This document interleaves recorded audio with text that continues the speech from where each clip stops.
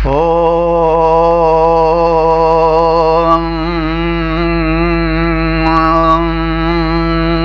विश्वानि देव सवितर्दुरितानि परासुव यद्भद्रं तन्नयासुव। ॐ शं नो मित्रः शं वरुणः शं नो भवत्वर्यमा शं न इन्द्रो बृहस्पतिः शं नो विष्णुरुक्रमः। ॐ तेजोसि तेजोमयि धेहि वोजोसि ओजोमयि धेहि यशोमा सद्गमय तमसो मा ज्योतिर्गमय मृत्योर्मामृतं गमय। जीवेम शरदाशतं शृणुयेम शरदाशतं पश्येम शरदाशतं मदीनाः स्याम शरदाशतम्। ओम वेद प्रेमियों सुधी श्रोताओं, परम सौभाग्य का विषय है कि हम सब संप्रति ऋग्वेद के प्रथम मंडल के 79वें सूक्त के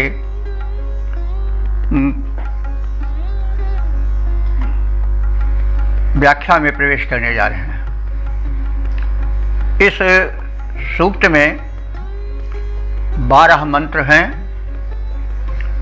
और इन मंत्रों को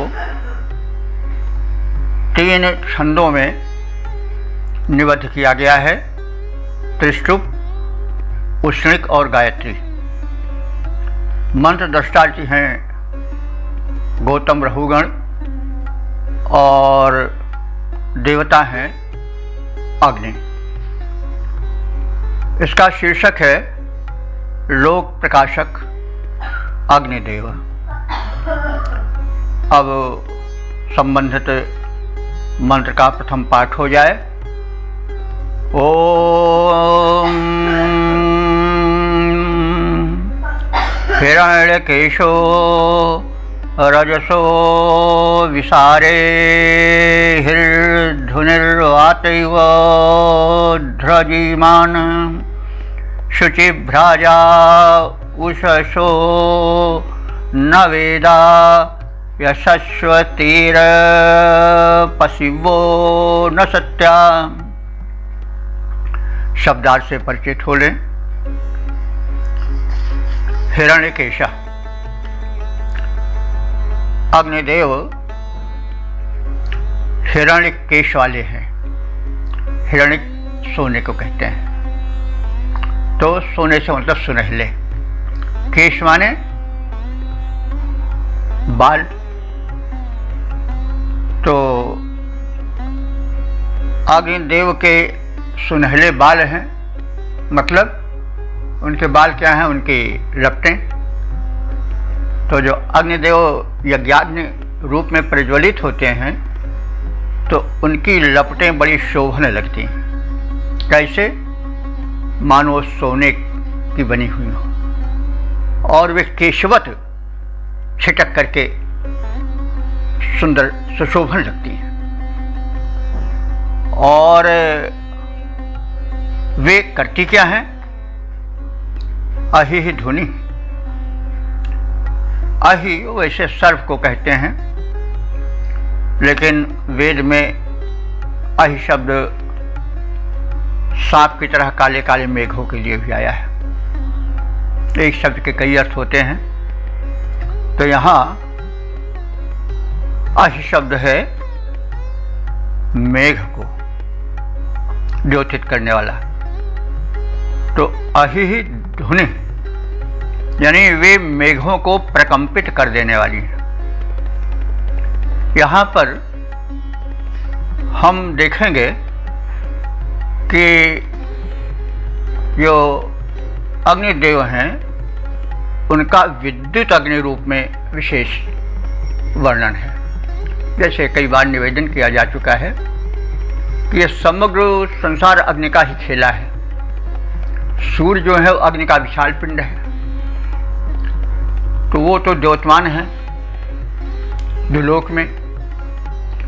अंतरिक्ष लोक में वही बिजली बन जाते हैं, वही ज्वलनशील रूप, और भूलोक पर वही गार्हपत्य अग्नि बन जाते हैं, हमारे दीपक में, रसोई में और तमाम रूपों में हमें प्रकाशित करते हैं, हमें पथ दिखलाते हैं।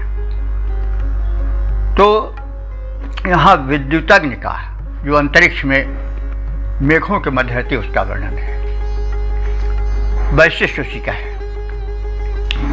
तो अहिह ध्वनि, वे काले काले सर्प की तरह मतवाले मेघों को कंपित कर देने वाले हैं।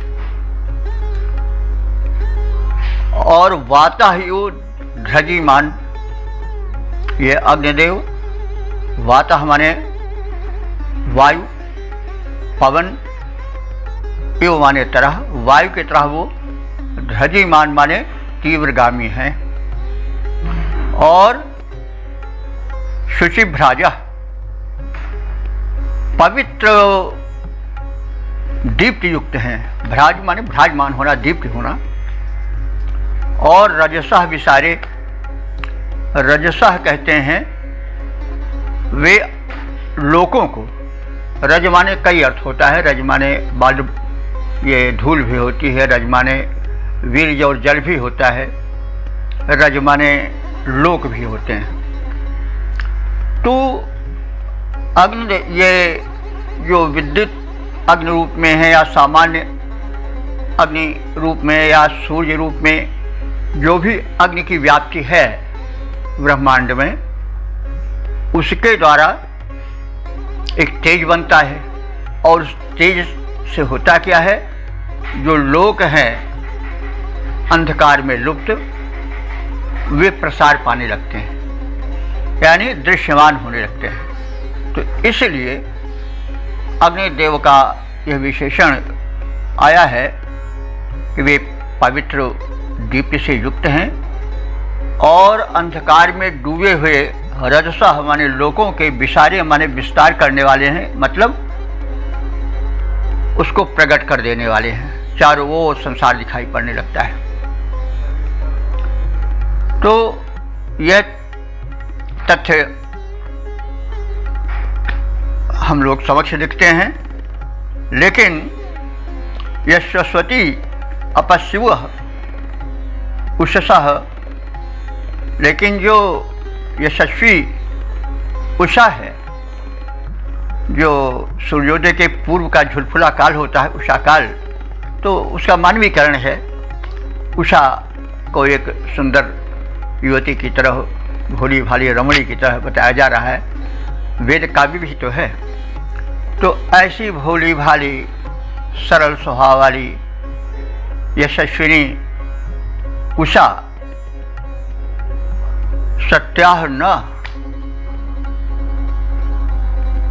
विदुः, उस सत्य को नहीं जान पाती है।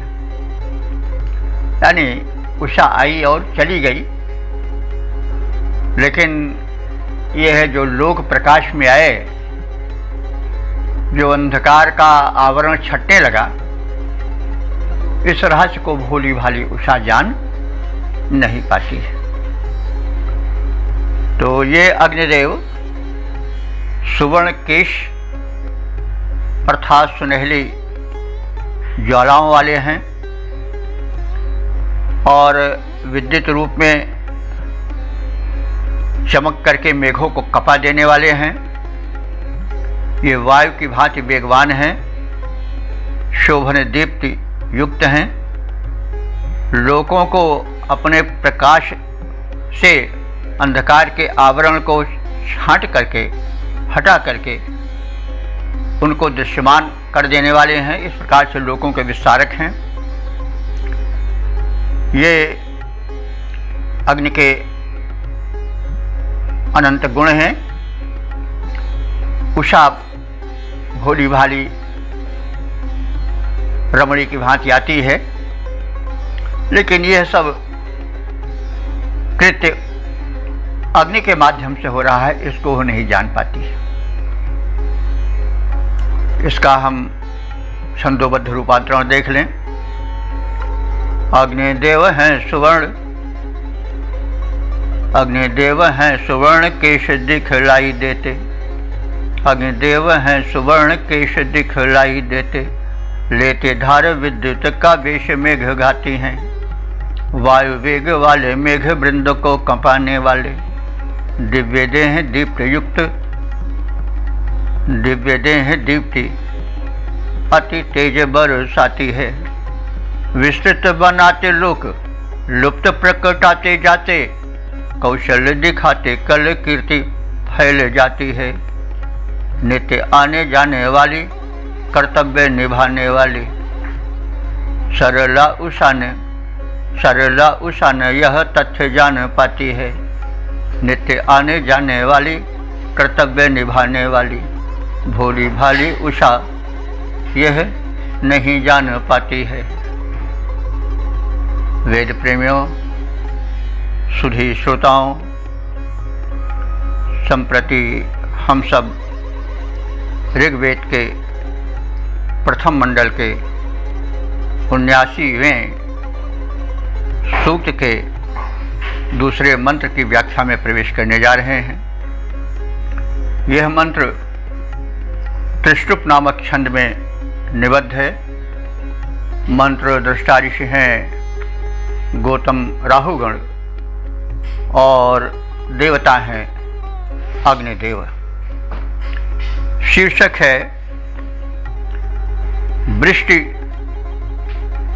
के कारण अग्निदेव। अब संबंधित अर्थ प्रदायक मंत्र का पाठ हो जाए।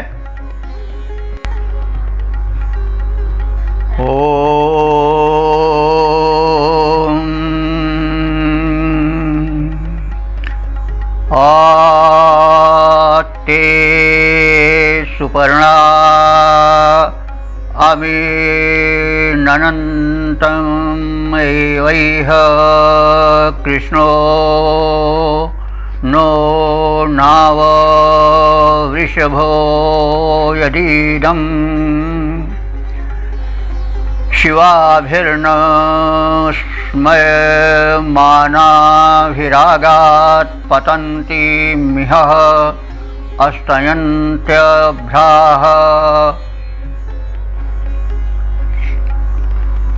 अब शब्दार्थ से परिचय प्राप्त करें। इस मंत्र में वृष्टि विज्ञान का अच्छा चित्रण है। तो हे अग्निदेव, तुम जब विद्युत रूप में विराजमान होते हो अंतरिक्ष में मेघों के मध्य, तो परिणाम क्या होता है कि ते सुपर्णा, ते माने तुम्हारी, सुपर्णा माने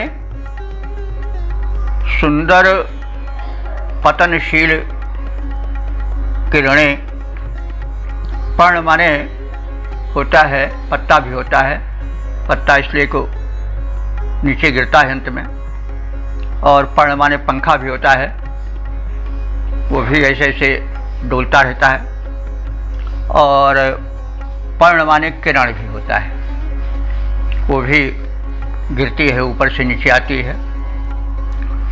तो सु जो है वो उपसर्ग है शोभन। तो हे विद्युत रूप में विराजमान मेघों के मध्य अग्निदेव, तुम्हारे नीचे आने वाली पतनशील शोभन किरणें, एवं माने मरुतों के साथ, झकोरों में बहने वाले मानसूनी पवन के साथ कह सकते हैं।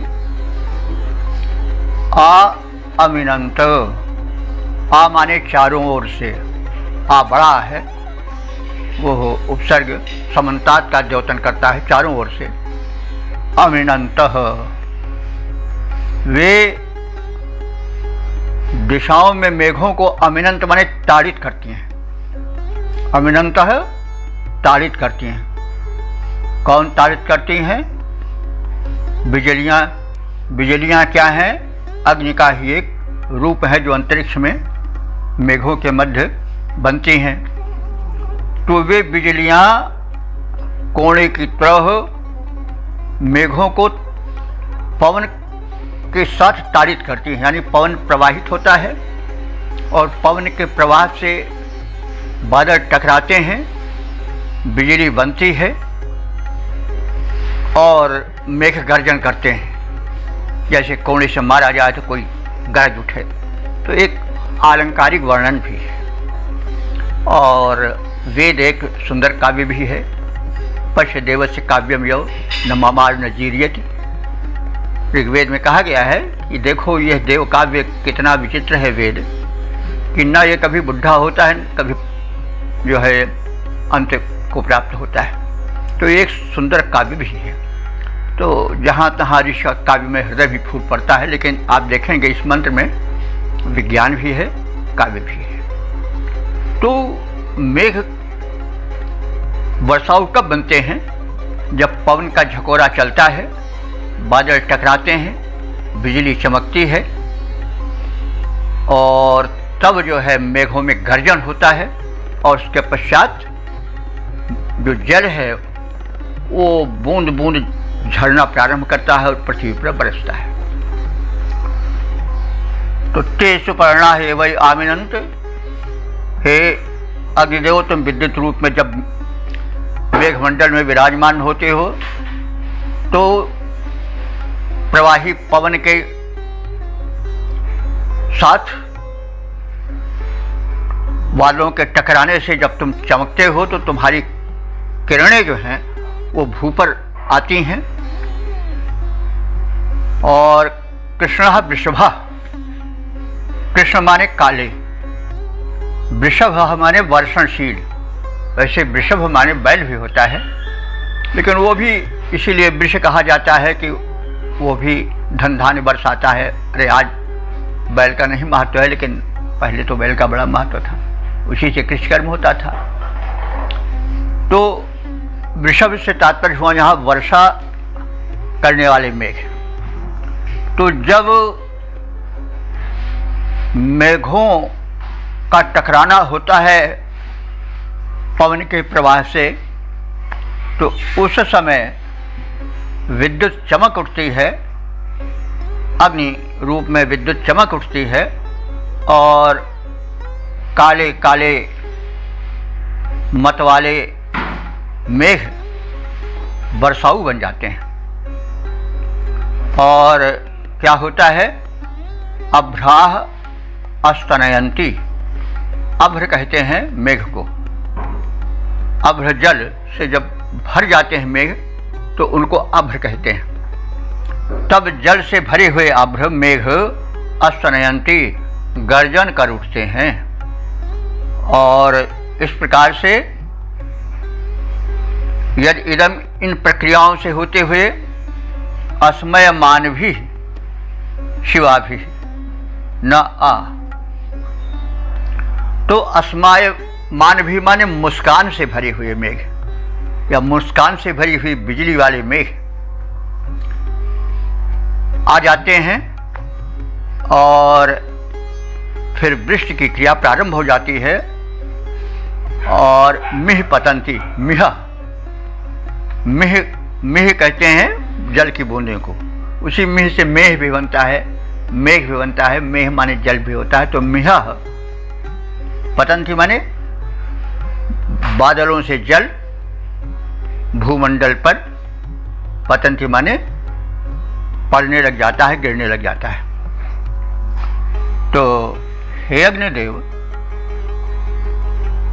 जब पवन के प्रवाह के साथ मेघ परस्पर टकराते हैं तो वे परस्पर टकराने से ताड़ित मेघ के मध्य तुम विद्युत बनकर चमक उठते हो। और हे अग्निदेव, विद्युत रूप में तुम्हारी किरणें चारों ओर फैल जाती हैं, और इस प्रक्रिया के माध्यम से जो काले काले मत वाले मेघ होते हैं वो वर्षाऊ बन जाते हैं, वर्षणशील बन जाते हैं, गरजने लगते हैं, मानो कोई कोने से प्रहारित हो और गरजने लगे। वैसे ही विद्युत के प्रहार से मेघ गरजने लगते हैं, और गरजने के साथ जल की बूंदें पृथ्वी पर देने लगती हैं। वे मेघ विद्युत रूपी हास्य से युक्त हो जाते हैं और इस प्रकार से एक वर्षा का मनोरम दृश्य खड़ा हो जाता है। अब तो वही सीधे अर्थ हो गया कि हे अग्निदेव, जब तुम पवन ताड़ित मेघों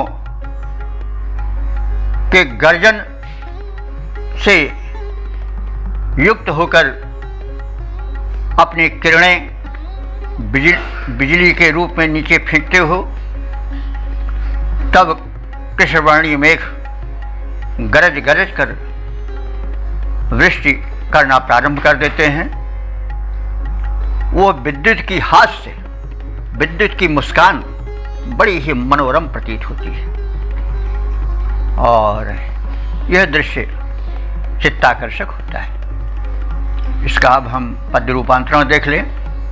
अग्नि भगवान वृष्टि करते प्रदान जब, अग्नि भगवान वृष्टि करते प्रदान जब, आसमान मध्य विद्युत अग्नि बने आते हैं, आसमान मध्य विद्युत अग्नि बने आते हैं, रश्मियाँ तुम्हारी टकराती बार बार तब, कृष्ण वर्णी मेघ बरसाती बन जाते हैं, विद्युत की मुस्कान धारे कजरारे मेघ, विद्युत की मुस्कान धारे कजरारे मेघ, ताड़ित तड़ित द्वारा गर्जन सुनाते हैं, और गरजते बार बार विद्युत प्रहार पाके वे अपार नीरधार भूमि पे गिराते हैं, वे अपार नीरधार भूमि पे गिराते हैं।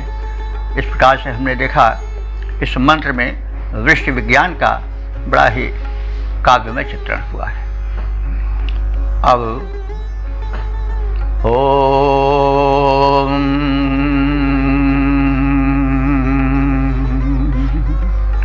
वेद प्रेमियों, सुधी श्रोताओं, संप्रति हम सब ऋग्वेद के प्रथम मंडल के 79वें सूक्त के तीसरे मंत्र की व्याख्या में प्रवेश करने जा रहे हैं। यह मंत्र त्रिष्टुप्नाव के छंद में निबद्ध है। मंत्र दस्तारी गौतम राहुगण हैं और देवता अग्नि हैं। इस मंत्र का वर्ण विषय अथवा शीर्षक है जल के अभाव से वृक्ष द्वारा उस तृषातुर जगत की तृषा मिटाने वाले अग्निदेव। अब संबंधित भाव को भरे हुए मंत्र का प्रथम पाठ हो जाए। ओम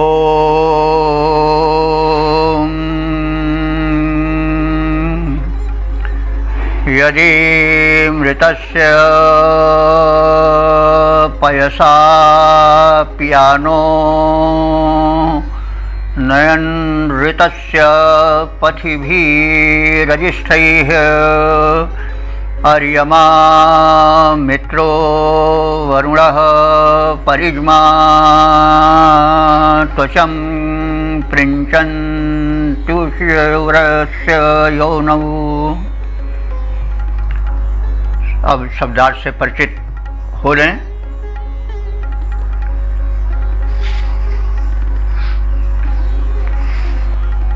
यत इम, इस प्रकार से ऋतस्य पयसा पियाना। ऋतस्य माने यज्ञ के, यज्ञ के द्वारा पुष्ट जल जो वृष्टि के रूप में धरती पर आता है वो पयसा पियाना। पय माने जल भी होता है, पय माने दुग्ध भी होता है। तो वह जल दुग्ध की भांति पियाना माने पोषण करता हो जाता है। अब देखिए इसमें यज्ञ विज्ञान का सीधे लाभ बताया जा रहा है। तो जब ऋतस यज्ञ के द्वारा जो धूम उठता है वो जब जाकर के आकाश में मेघों से मिलता है तो जो पोषकत्व विभिन्न औषधियों और घृतादि तथा पुष्ट अन्नों के माध्यम से निकलता है, वो एक पुष्ट भर देता है। तो उस पुष्ट से युक्त जल जब पृथ्वी पर गिरता है तो भूमि की जो उपज है, अन्न की, फल की, फूल की, वो सब एक औषधीय उपज हो जाती है। जल भी औषधीय हो जाता है और उससे बड़ा पोषण मिलता है और रोग शोक सब दूर हो जाते हैं। सात्विकता का भी प्रसार होता है। आजकल इसका अभाव है। आजकल यज्ञ नाम मात्र को होते हैं और यज्ञ तो इस समय वही पेट्रोल वाला यज्ञ हो रहा है, जो धुआं निकल रहा है, दूषित चर्बी वाला धुआं है। वो पेट्रोल एक प्रकार की चर्बी ही तो है।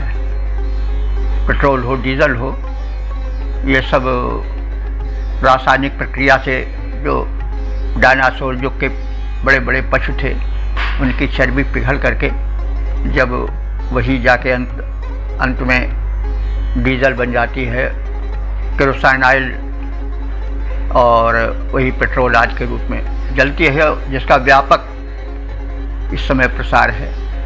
तो इसी कारण से धरती पर प्रदूषण है और उस प्रदूषण से जो है वो उसमें विषाणु बढ़ रहे हैं, कीट बढ़ रहे हैं और वे प्रबल होते जा रहे हैं। मनुष्य की जो जीवनी शक्ति है, इम्यूनिटी पावर है, वो कमज़ोर होती जा रही है। तो जब तक हम यज्ञ विज्ञान को नहीं पहचानेंगे और उसको वैदिक क्रिया के अनुसार कार्यान्वित नहीं करेंगे, तब तक हम भैया रोग मुक्त नहीं हो पाएंगे, पुष्ट नहीं हो पाएंगे। दवा करेंगे, एक रोग कहने को मिटती हुई दिखाई देगी, दूसरी फिर उभर आवेगी और शरीर जर्जर हो जाएगा, रोग शोक से भर जाएगा और बुद्धि में भी सात्विकता नष्ट हो जाएगी। ईर्ष्या, द्वेष, प्रपंच आदि व्यापित हो जाएंगे, जो कि कलह के कारण है, द्वेष के कारण है। परिवार से लेकर के राष्ट्र तक यह विकार फैला हुआ है और फैलता जाएगा। तो वह तात्पर्य कहने का है कि जो ऋतस्य माने यज्ञ के माध्यम से औषधीय धूम मेघमंडल में मिलता है और उससे तब जब जल वर्षण होता है तो पैसा माने दुग्ध के समान, पियाना माने पोषक बन जाता है।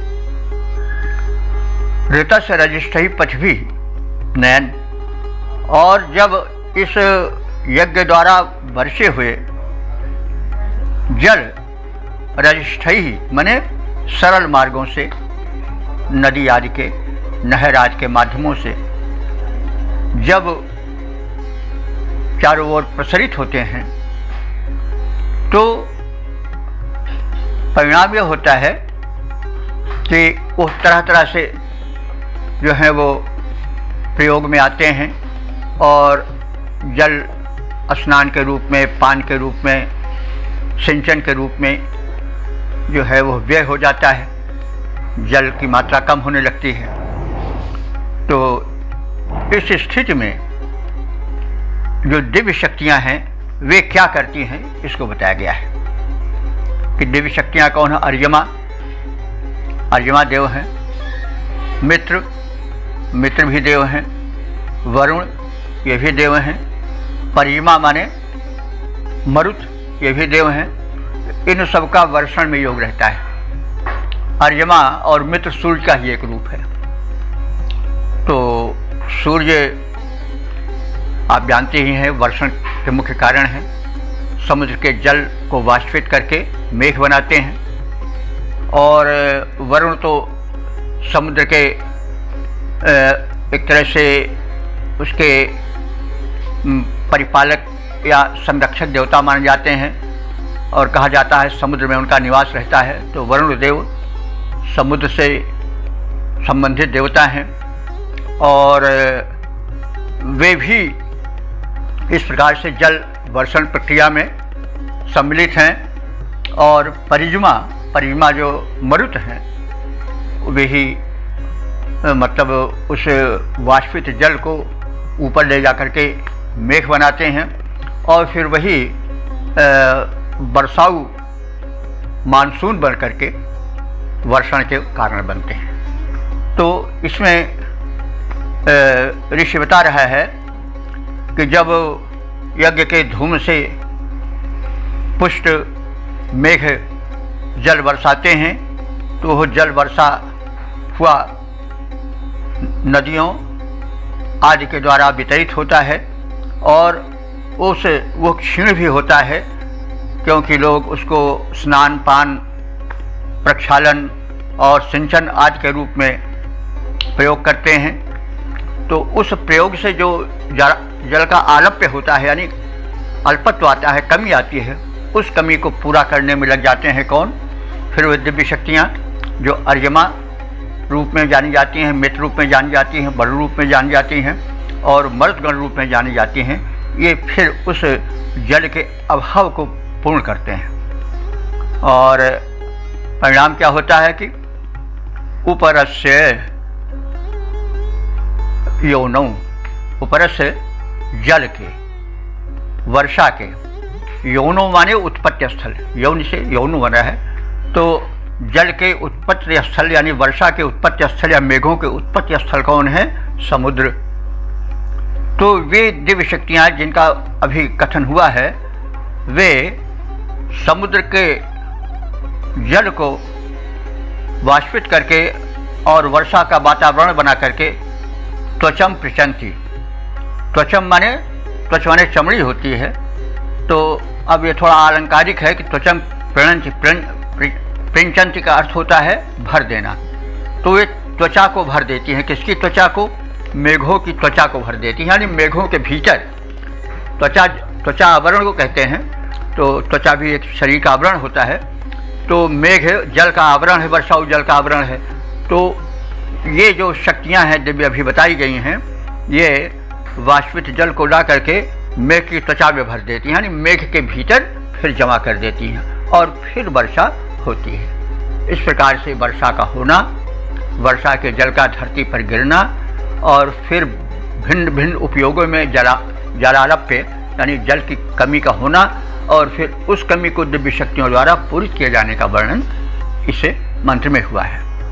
यानी जब याज्ञिक प्रक्रिया से बने मेघ का वर्षण होता है, तब वो जो वर्षण है, जल है, वो दुग्धवत संसार को पुष्ट करने वाला होता है। मेघ का वर्षा हुआ जल सरल मार्गों से, सरिता आदिकों से होता हुआ चारों ओर फैल जाता है और फिर उसका कंजम्पशन भी होता है, वितरण भी होता है, वो खर्च भी होता है किसमें? स्नान में, पान में और फिर वस्त्र आदि के प्रक्षालन में और फिर सिंचन आदि प्रक्रियाओं में। तो जब इस प्रकार जल आलप्य हो जाता है, जल में अल्पत्व आता है, तो फिर दिव्य शक्तियाँ सक्रिय होती हैं और जो अर्यमा, मित्र, वरुण और मरुदगण के रूप में दिखाई पड़ती हैं, वे सब फिर समुद्र से वाष्पित जल को उठा करके मेघ बनाती हैं और फिर वर्षा का फिर पुनः एक वातावरण तैयार करती हैं और फिर वृष्टि होती है और फिर धरती जो है वो समृद्ध होती है और वो वाष्पित जल पुनः वर्षा बनकर के धरती पर आता है। आदि आज बातें बताई गई हैं। इसका हम छंदोबद्ध रूप देख लें। मेघ वृष्टि जल शुद्ध पुष्ट पय के समान, मेघ वृष्टि जल शुद्ध पुष्ट पय के समान, पोषण प्रदान कर सिंचता जहान है, सरितादि सरल पथों से गति मान जल, करता प्रचुर पोषकत्व को प्रदान है। रवि अर्यमा वरुण वायु आदि देव जब वारिद की रिक्तता को जाते पहचान है, तब तेज तत्व द्वारा वाष्पित सलिल सब रिक्त मेघ मंडल को करते प्रदान है, तब तेज तत्व द्वारा वाष्पित सलिल सब रिक्त मेघ मंडल को करते प्रदान है। ओम।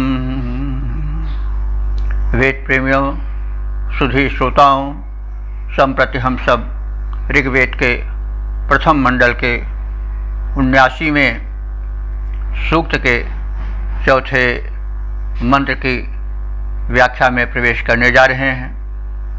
यह मंत्र जो है वह त्रिष्टुप नामक छंद में निबद्ध है और इसके ऋषि हैं गौतम रहुगण, देवता हैं अग्नि, और इसका शीर्षक है अग्नि से गोधन और अन्न धन प्राप्ति हेतु प्रार्थना।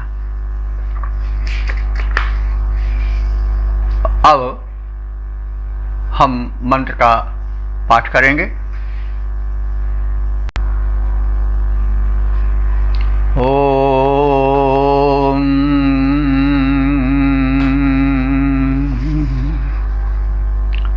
अग्ने वाजस्य गोमत ईशानः सहसो यहो अस्मे धेहि ज्ञातवेदो महिष्यवः। शब्दार्थ से परिचित हो लें। सहसा यहो अग्ने, हे अग्नि, हे अग्नि देवता, तुम सहसा, सहसा कहते हैं बल, और यहो कहते हैं पुत्र को। तुम सहसा यहो, तुम बल के पुत्र हो। बल के पुत्र से तात्पर्य क्या हुआ कि अग्नि की उत्पत्ति घर्षण से होती है, और जब यज्ञाग्नि वेदी में डाली जाती है तो वो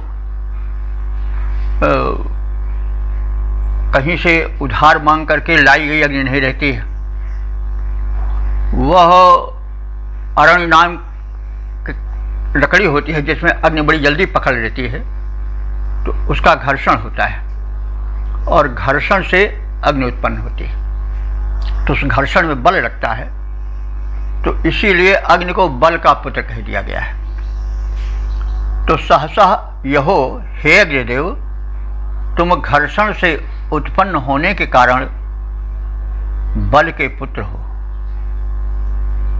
और गोमतः वाजस ईशाना,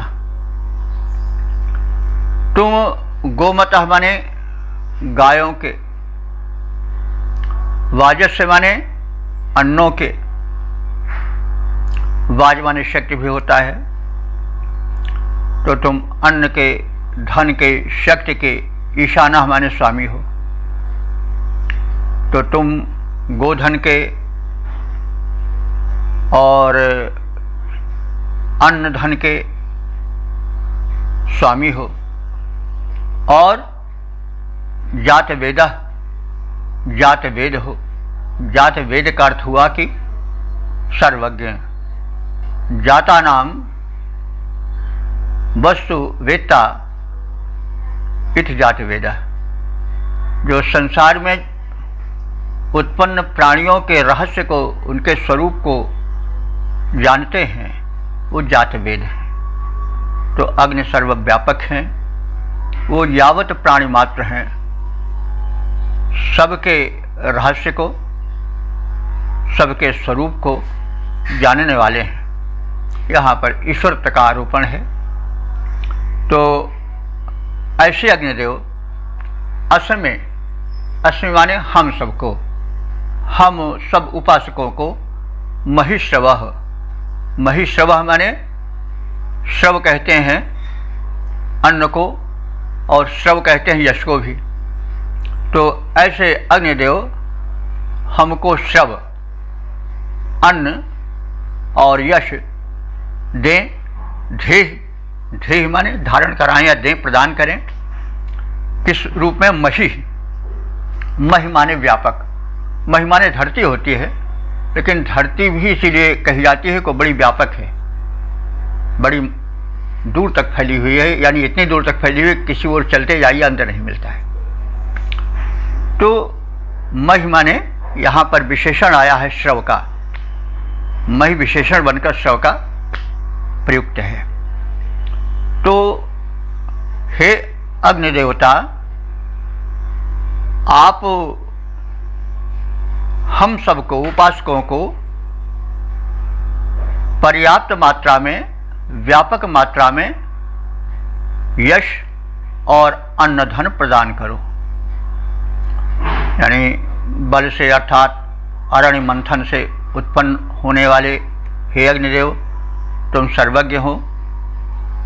तुम गोधन के, अन्नधन के और यश आदि के स्वामी हो, उसके प्रदाता हो। तुम हम उपासकों को यथेष्ट अन्नधन, यश आदि अभीष्ट प्रदान करो और हमें यशस्वी बनाओ। तो इसका पद्य रूपांतरण हम इस प्रकार से देख लें। बलपूर्ण घर्षण से अरण्य के जन्म होता है तुम्हारा, बलपूर्ण घर्षण से अरण्य के जन्म होता है तुम्हारा। हे अग्निदेव, अस्तु बल का पुत्र कहता है तुम्हें संसार सारा। दो हमें गो अन्न धन पर्याप्त मात्रा में सदा, दाता समर्थ महान हो सर्वज्ञ स्वामी सर्वदा। बलपूर्ण घर्षण से अरण्य के जन्म होता है तुम्हारा, अस्तु बल का पुत्र कहता है तुम्हें संसार सारा। दो हमें गो अन्न धन पर्याप्त मात्रा में सदा, दाता समर्थ महान हो सर्वज्ञ स्वामी सर्वदा।